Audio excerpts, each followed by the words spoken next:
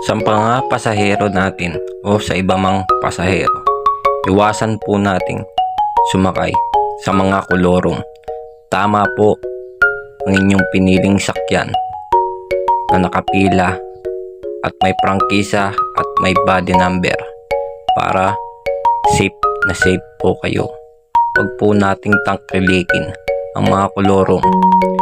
Doon po tayo sa tamang pilahan sumakay dahil asahan nyo ang inyong kaligtasan. Huwag nyo pong iasa sa mga kolorom ang safety ng buhay nyo. Kung madisgrasya man kayo, hindi kayo sagot ng mga kolorong.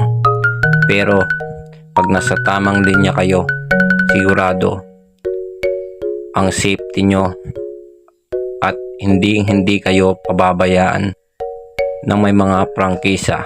Tutulungan kayo sa anumang bagay na pwedeng maitulong. Sana po huwag nyong ipilit ang inyong sarili na kung saan lamang kayo sumakay. Piliin nyo pa rin ang may body number at prangkisa at tumutubos ng permit